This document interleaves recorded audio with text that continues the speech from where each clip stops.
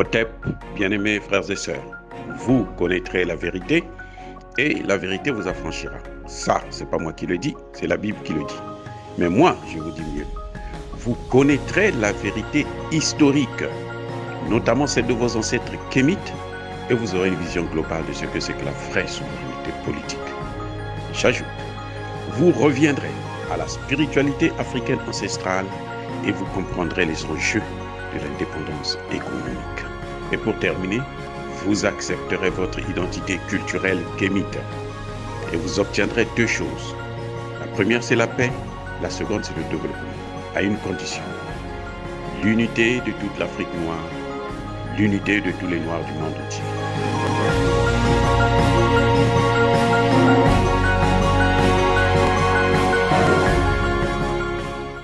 Otep à tous, bienvenue sur la chaîne des panafricanistes, par essence, par conviction et par excellence.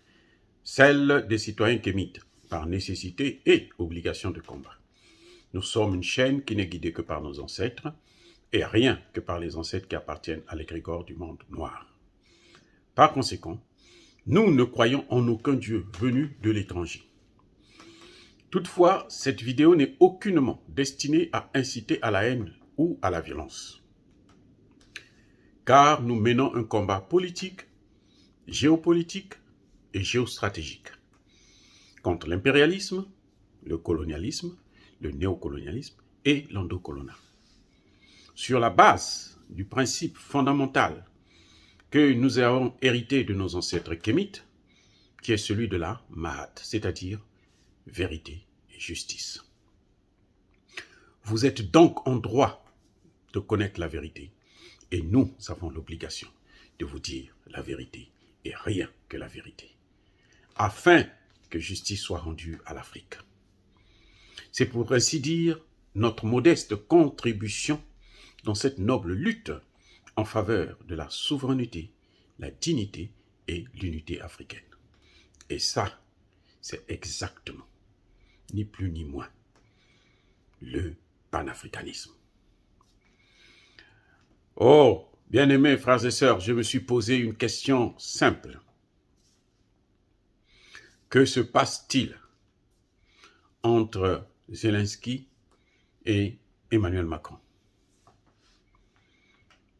Pourquoi Emmanuel Macron discute tant, parle tout le temps avec Zelensky sur cette guerre en Ukraine et en parle moins avec Vladimir Poutine? Voyez les amis, c'est compliqué, mais on va essayer d'expliquer un peu ce que on ne va jamais vous dire auprès de, à travers RFI, France 24 et tous ces médias Main Street. Ce n'est pas par hasard que Emmanuel Macron se tourne maintenant vers Zelensky. C'est Zelensky qui est attaqué. Zelensky demande à la France d'intervenir militairement. Zelensky demande aux compagnies françaises de quitter la Russie, de fermer, de plier bagages et de revenir en France pour ne pas alimenter la guerre, pour ne pas alimenter, financer l'armée russe. Et nous savons, puisque Joe Biden l'a dit lui-même à plusieurs reprises, que nous n'allons pas rentrer dans cette guerre directement, même s'ils envoient des armes et des mercenaires. Mais nous savons qu'il a haussé le ton, il a frappé du poing sur la table, pas question d'intervenir. Ce n'est pas la France qui va aller au-delà de ce que dit l'armée, plutôt le président américain. La France s'est contentée d'envoyer bien entendu des armes, comme d'habitude, et d'envoyer des soldats à la frontière en Pologne, en Roumanie. En plus, combien? 500, 200 ici, 500 par là, c'est pratiquement rien. Alors qu'elle a 5000, elle a 12 000 militaires qui sont sur le sol africain, qui ne foutent absolument rien, et que les Africains ne veulent plus voir sur leur sol. Elle pouvait les prendre pour les envoyer en Ukraine. Mais Elle ne le fait pas et elle ne le fera jamais. Parce que la France ne veut pas avoir affaire à la Russie. La Russie, Poutine, le même Poutine, a déjà dit à Nicolas Sarkozy que toi là, ton pays là, je peux l'envahir en 24 heures. Eh oui, Poutine est capable d'envahir la France. La France ne peut pas faire la guerre contre la Russie, elle est perdante. C'est d'ailleurs pour ça qu'elle se cache sous le parapluie de l'OTAN, c'est-à-dire des États-Unis d'Amérique. C'est nous qui protégeons la France. C'est nous qui apportons la sécurité en France. Alors, on avait vu au début du conflit, Emmanuel Macron, tous les jours, appeler Vladimir Poutine. Tous les jours, pour parler avec lui. Et je vous avais déjà dit que Emmanuel Macron ne négocie pas pour l'Ukraine. Il négocie avec Poutine pour que Poutine puisse le lâcher, le continent africain. Parce que de plus en plus, Poutine est en train de devenir de plus en plus populaire en Afrique. On le voit à travers le vote des pays africains aux Nations Unies, que près de la moitié des pays africains se sont abstenus ou ne sont même pas venus pour voter. Donc, Poutine a le vent en poupe. Et Poutine sait que c'est un plus pour lui, parce que celui qui contrôle l'Afrique, c'est celui qui va contrôler le monde. Donc, Poutine ne peut pas céder à la France. Je vous avais déjà démontré cela, qu'il ne peut pas céder. La France pourra faire tout ce qu'elle veut, Poutine ne cédera pas. Parce que Poutine, la Russie n'a jamais colonisé un seul pays en Afrique. Mais les pays qui nous ont colonisés ont tendance à penser que la colonisation, c'est un droit pour eux. La domination, c'est un droit pour eux. L'esclavage, c'est un droit pour eux.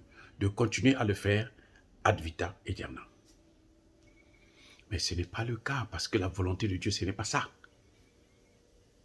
Ayant échoué avec Poutine, alors Emmanuel Macron se tourne vers Zelensky. Mais qu'est-ce que Emmanuel Macron peut demander à Zelensky, qui visiblement ne peut pas faire face à cette guerre, malgré le soutien des Occidentaux en armes, en argent et en mercenaires? C'est pas évident qu'il puisse s'en sortir s'il ne négocie pas avec la Russie. Que peut-il faire? Eh bien, ce qu'il peut faire, c'est d'essayer de faire durer la crise pendant que la France est en train de chercher des moyens pour retrouver encore son précaré, pour reconstituer son précaré. C'est pour ça qu'au moment où on est en train de parler, en ce net moment, la France est en train de forcer la main au Niger. Parce que le Parlement nigérien a rejeté la demande du président Bazoum et de la France d'installer Barkhane et Takuba au Niger. Mais ils sont en train de forcer la main. Parce que au Burkina Faso, visiblement, le gouvernement n'est pas très favorable. C'est vrai qu'il est en train de jouer un peu au yo-yo, mais il n'est pas vraiment favorable. Donc, Emmanuel Macron a besoin du temps. Surtout, il faut que ça se fasse avant les élections. Il cherche un moyen. Je vous ai déjà dit qu'il a tenté d'assassiner Assimi Goïta. On l'attendait au Ghana, à Accra, la semaine passée. C'était pour l'éliminer, c'était pour le neutraliser, c'est clair. Mais à malin et demi. Et puis, à force de torturer les Africains, les Africains prennent maintenant de la graine. Ils ont compris le jeu. Et Assimi Goïta a bien compris le message qu'il a donné à Thomas Sankara et à ses prédécesseurs, et qu'il a refusé de partir. Donc du coup, il est obligé de forcer, parce que Zelensky ne peut plus. C'est pour ça qu'il accepte maintenant les négociations. Parce qu'il ne peut plus. Il ne peut pas continuer à maintenir et à faire mourir, laisser mourir des Ukrainiens comme ça, juste pour l'intérêt mesquin. Il sait qu'il n'aura pas le soutien. On a beau lui faire parler, faire passer par visioconférence devant les parlements occidentaux.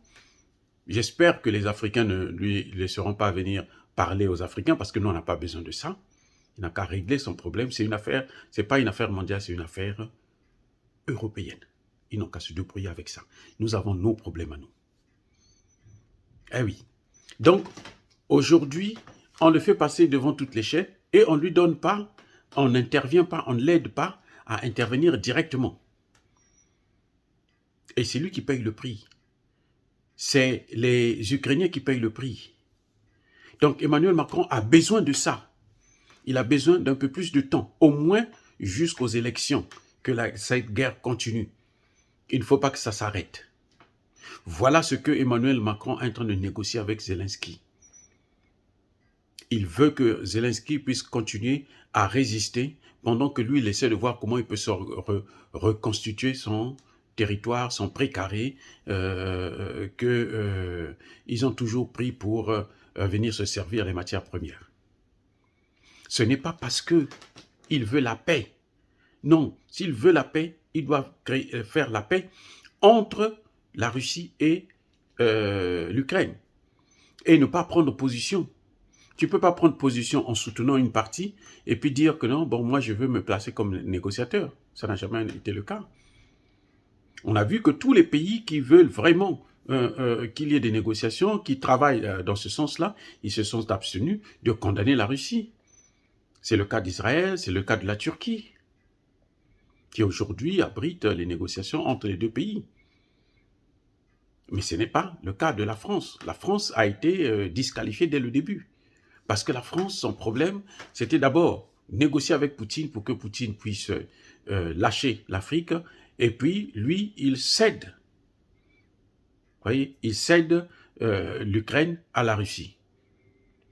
Mais ils ont vu que Poutine n'a pas, ce n'est pas sa nature de mentir ou de trahir ses amis. Et là maintenant, il passe par Zelensky pour voir avec lui comment il peut essayer de continuer à entretenir cette crise, cette guerre.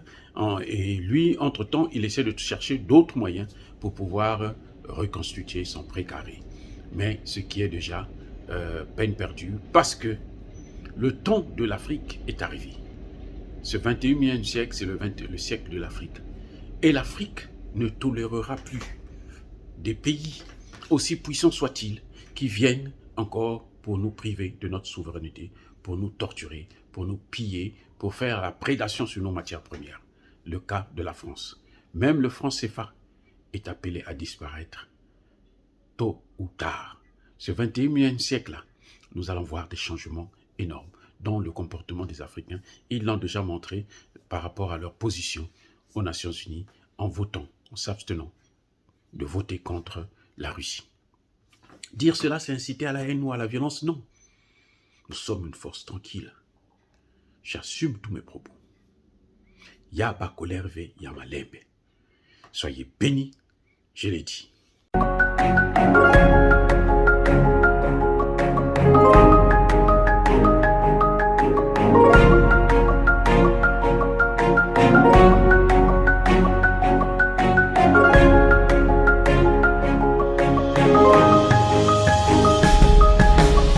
Eux, ils marchent par la foi et non par la vue. Mais moi, je vous conseille vivement de marcher par la connaissance scientifique et historique, notamment celle de nos ancêtres kémites, par les 5 sens et par l'intelligence. Otep, vive l'Afrique éternelle et que Dieu vous bénisse. Abou Apia.